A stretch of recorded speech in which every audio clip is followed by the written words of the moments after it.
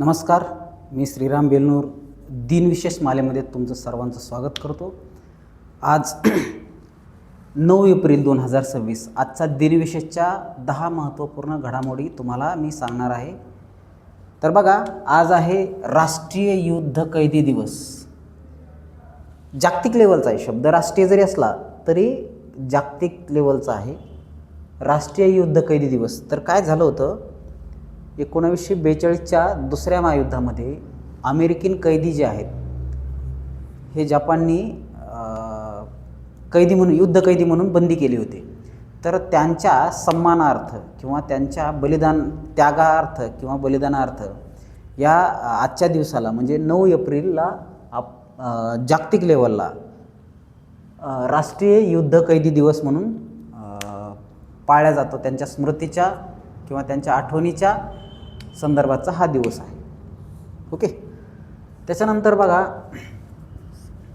French प्रकाशक, पुस्तक विक्रेते आणि शोधक एडवर्ड लिओन स्कॉट डी मार्टिनविले कोण?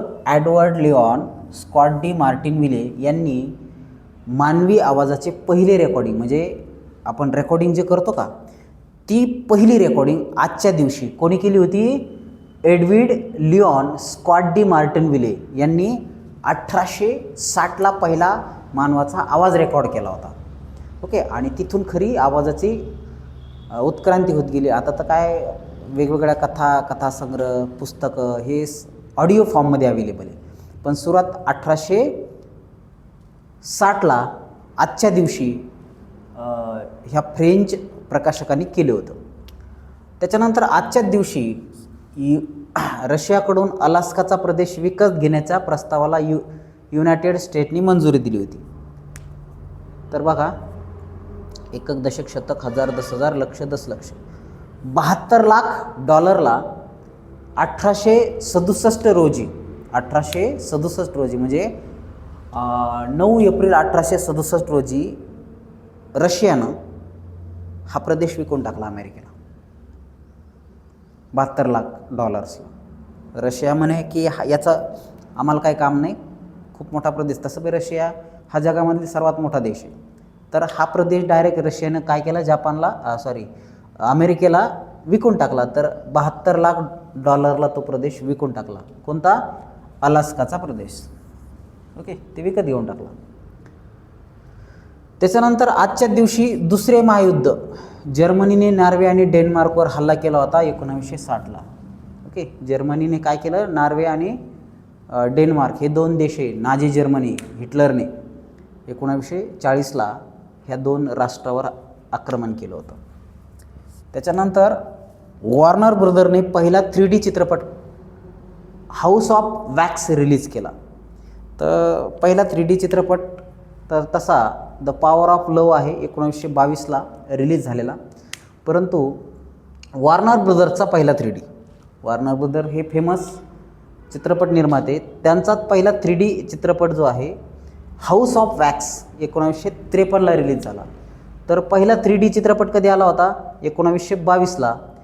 काय नाव होतं त्याचं? Power of love. Power of love नावाचा चित्रपट, पहिला 3D चित्रपट 1922ला आला होता. ओके. आणि भारतामध्ये पहिला चित्रपट कोणता होता? My dear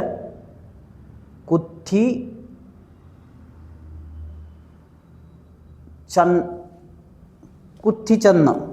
okay. My dear Kuttichathan असा माय डिअर कुठ्ठीचंथन अशा पद्धतीचा चित्रपट 1984ला भारतामध्ये पहिला 3D चित्रपट म्हणून प्रदर्शित झाला होता. ओके. त्याच्यानंतर बोईंग 767 या विमानाचे पहिले उड्डाण 1967ला अमेरिकामध्ये झालं होतं. ओके. बोईंग 767. आता हे विमान महागडं विमान आहे, जवळपास 18 ते 20 हजार कोटीला 2 ते 3 हजार कोटीला याची खरेदी आहे. याच्यामध्ये खूप ॲडव्हान्स व्हर्जन आले, पण पहिलं विमान जे आहे हे 1967ला त्यानं उड्डाण केलं होतं. त्याच्यानंतर जॉर्जिया हा देश जो आहे सोव्हिएत युनियनपासून स्वतंत्र घोषित केले. तर 1991ला जॉर्जिया ह्या देशानं सोव्हिएत युनियन म्हणजे USSR म्हणजेच रशियाकडून स्वतंत्र राज्य म्हणून, स्वतंत्र देश म्हणून, स्वतःचं स्वातंत्र्य गणराज्य म्हणून घोषित केलं. तर हा लोकशाही देश निर्माण झाला. त्याच्यानंतर अण्णा हजारे यांनी आंदोलन बंद केले, कारण 2011चं जे लोकपाल विधायक जे मंजूर झालं होतं, जंतर मंतरला त्यांनी आंदोलन केलं. त्यांच्यासोबत केजरीवाल होते, त्यांच्यासोबत त्या किरण बेदी वगैरे होत्या, बरेच कोणते होते, सुसदिया होते, अण्णा हजारे आणि सगळी टीम होती, अण्णाची टीम.